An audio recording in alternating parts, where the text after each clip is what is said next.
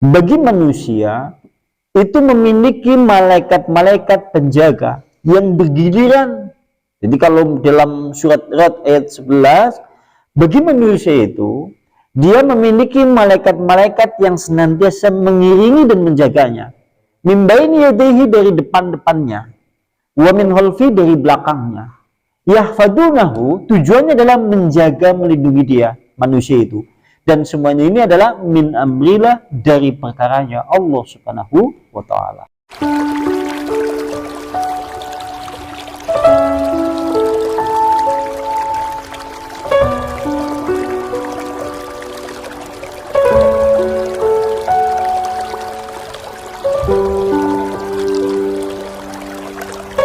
Wa yu'ayyiduhu maja'a fil hadis as-sahih.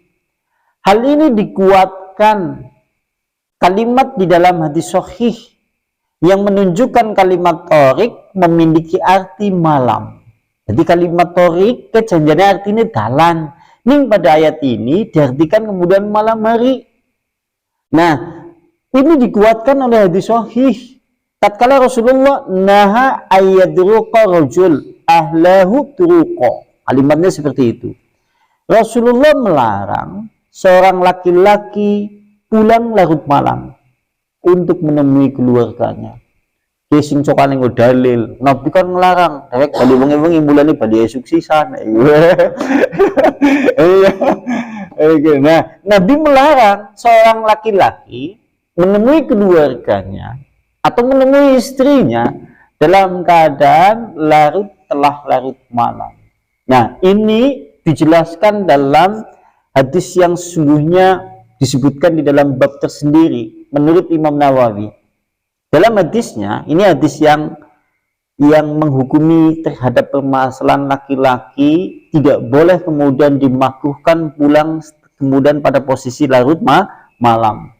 Hadisnya adalah riwayatnya dari Jabir. Idza qadima ahadukum laila, tatkala yaitu telah datang salah satu di antara kalian dari safar-safar kalian, sampai naik bunga safar atau kan Bandung, kan Jakarta, Bali, Kalimantan, Sulawesi, pulangnya malam-malam,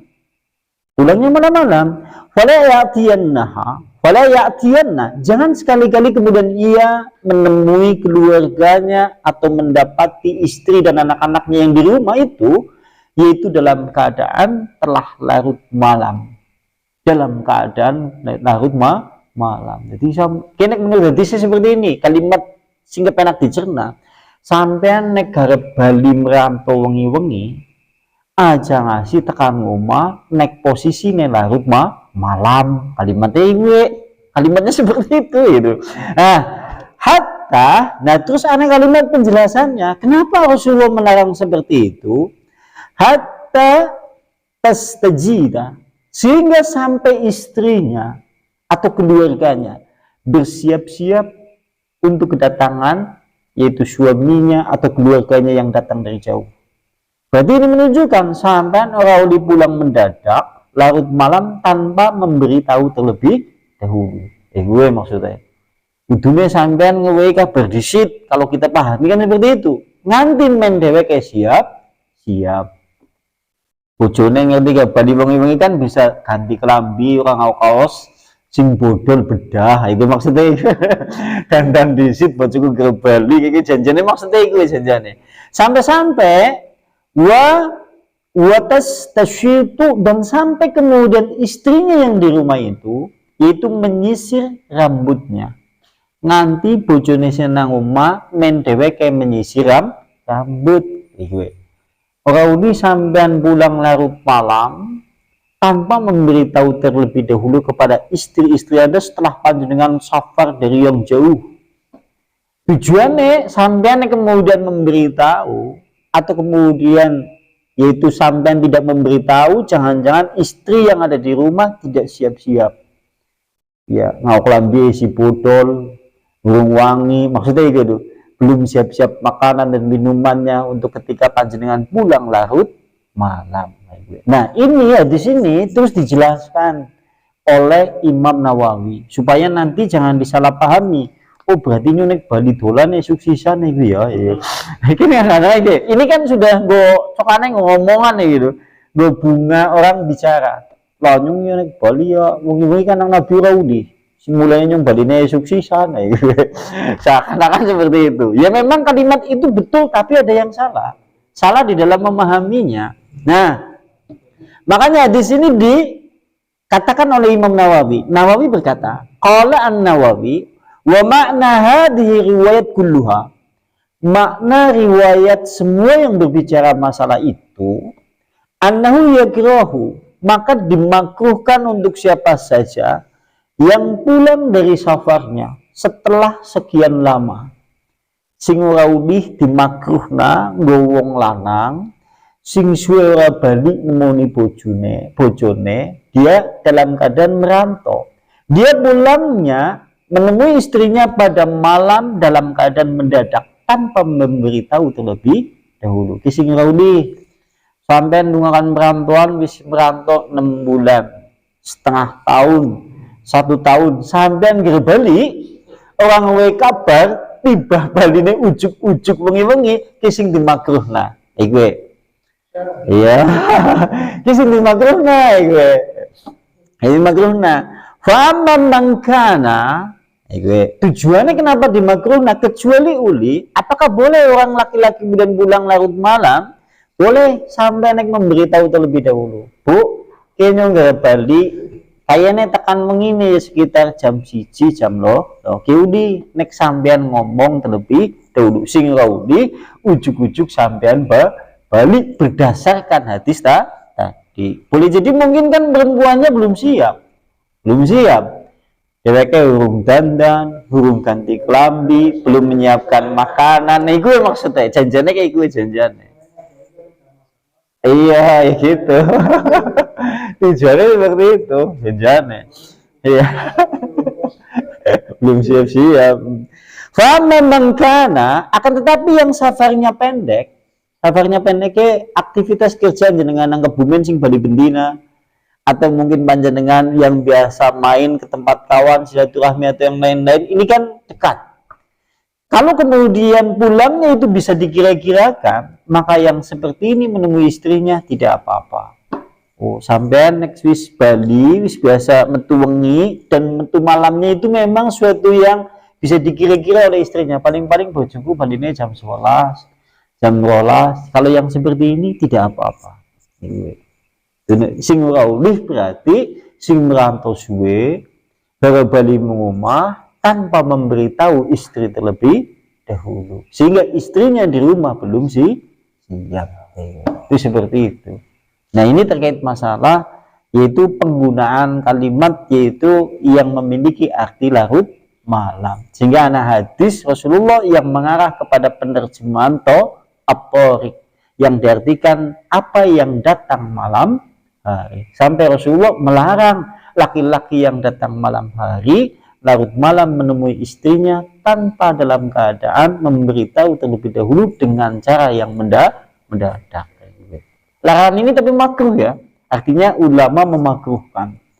Memakruh berarti sesuatu yang dibenci, maksudnya seperti itu. Dan berikutnya, maksudnya adalah laki-laki itu datang tiba-tiba. Nah, lantas kecuali dia datang dalam keadaan membawa kabar gembira yang menunjukkan doa. Sampai Rasulullah kemudian menyebutkan dalam hadisnya, illa tariqa, kecuali laki-laki yang pulang larut malam, yaitu dia membawa berita kebaikan dari Allah Subhanahu wa Ta'ala. Nah, makanya kemudian hukumnya tadi telah dijelaskan oleh Imam An-Nawawi. Hukumnya makruh. Kalau kemudian menurut ulama berdasarkan kalimat tariq yang diartikan di ayat Al-Quran tersebut, artinya apa yang datang malam hari. Padahal kalau kita artikan terjemahan dalam bahasa Indonesia, tariq janjane artinya dalan. Janjane artinya jalan. Bentuk jamaknya sampai napal. Ning saya ngomong ke ketone kekok. Tariq kok bentuk jamaknya jadi turu kok. Ya emang itu bahasa Arab. artinya janjinya malam, artinya malam, atau artinya sekaligus jalan. Itu sesuatu yang salah, memang itu bahasa Arab ya. Bahasa Arab ya. Torik gitu. Oh iya. Dan berikutnya kalimat sakit. Nah, di situ kan ada kalimat sakif. Mulanya kadang-kadang jenengan wong sampai jenengane sakit, berarti artinya cerdas, bocah yang cemerlang. Karena memang sakit menurut Ibnu Abbas artinya adalah al-muziku, yaitu terang benderang. Berarti ini digabung dengan kalimat an-najmu sakit, artinya bintang yang cahayanya cemerlang. Nek jenengan wong sakit, berarti artinya cerdas, anak yang cemerlang. Tujuannya bapak ngewe jeneng menganaknya seperti itu sampai jenengane sakit men bocah cerdas, cemerlang. Mulane dadi bintang. Istilah dalam bahasa sing bocah pinter sering dijenengi bintang kelas. Karena ada hubungannya an-najmu sakit, bintang yang cemerlang. Nek bintang 7 nih kan ketika mungkin bintang 7. Bintang 7.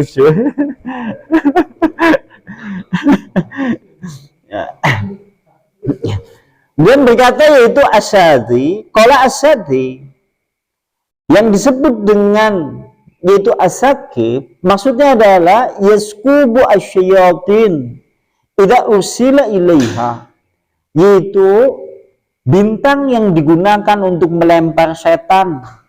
Itu bintang sing digunakan untuk melempar setan. Karena kita tahu sing jenengane bintang-bintang yang ada di langit sekaligus ini adalah alat pelontar untuk melempar setan yang mencuri berita di langit. Sebagaimana dulu pernah disinggung pada bab di kitab Fathul Majid, tatkala kemudian para setan itu dia mencuri berita di langit. Lantas kemudian begitu mencuri, satu benar dicampur dengan 100 kebohongan. Lantas kemudian diberikan kepada dukun-dukun yang ada di dunia. Makanya kadang-kadang kita mendapati dukun tatkala kemudian memprediksi sesuatu, kadang-kadang ada yang benar, tapi bohongnya adalah 99. Karena kita tahu ini berita yang dicuri oleh setan. Dan setan tatkala mencuri berita dari langit, nanti dilempar dengan bintang. Itu karena bintang ini adalah alat pelontar setan, membalangi setan. Maksudnya seperti itu. Waqala Ikrimah berkata, disebut dengan sakit karena yaitu bintang yang terang, wal muharriku li syaitan, dan tujuannya bintang yang terang untuk membakar setan. Kenek menurut yaitu Ikrimah. Sakit berarti bintang yang terang, maksudnya adalah alat bintang yang terang benderang yang bertugas untuk melempar, yaitu lemparan setan, untuk kemudian melempar setan, dan nanti begitu kena setan kemudian akan terbakar. Ini menurut yaitu Ikrimah. Itu seperti itu. Dan berikutnya, dan firman Allah Subhanahu wa taala, in kullu nafsin la ma'alaiha hafid, tidaklah untuk tiap-tiap jiwa, melainkan atas jiwa itu hafid, malaikat penjaga. Saben-saben jiwa memiliki malaikat-malaikat penjaga.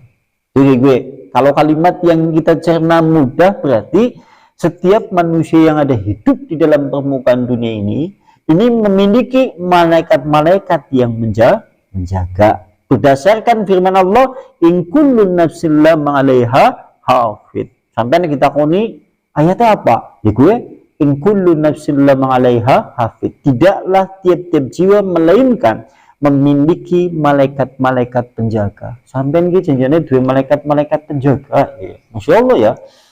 Dan berikutnya, minallahi, maksudnya adalah kullu nafsin, maka tiap-tiap jiwa, tiap-tiap manusia, atas jiwa tersebut dari Allah Subhanahu wa taala Allah mengirimkan yaitu malaikat-malaikat penjaga.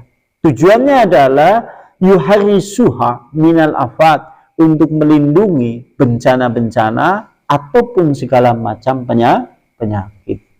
Penyakit, musibah, bencana apa saja, di Allah mengirimkan malaikat-malaikat penjaga. Nek esi kena musibah, berarti malaikatnya bebenulungi dewek.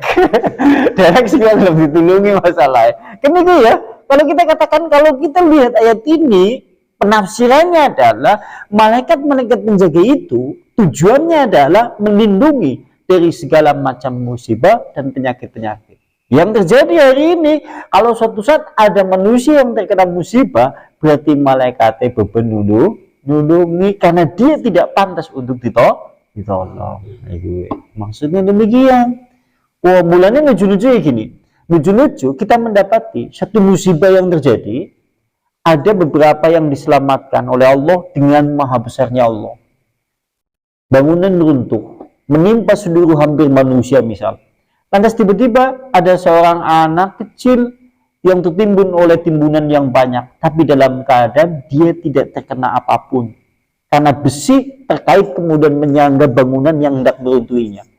Atau kemudian sesuatu yang menyangga bantunannya itu tempat-tempat itu, sehingga dia tidak terkena apapun. Seakan-akan dia di balik keruntuhan bangunan yang banyak, seakan-akan di dalam gua. Karena keruntuhan itu disangga oleh benda-benda yang lainnya. Ini yang termasuk bagian dari Allah menjaganya melalui malaikat-malaikat penjaga. Sampean satu saat numpak motor, kudune tiba orang tiba, masya Allah. Ini senengane kullu nafsin la ma'alaiha hafid. Ning jangan sampai yaitu motivasi tanpa tauhid. Artinya motivasi tanpa tauhid, akhirnya dewek malah ibadah kami malah malaikat. Abang ini kayak istilah orang-orang di zaman kita hidup ini, ana malaikat sekaligus ana sedulur hari. Wow. Ilmu sing mendatangkan ini yang sesat, yang tidak boleh. Itu seperti itu. Karena pada dasarnya ini murni dari Allah Subhanahu wa ta'ala. Maksudnya demikian.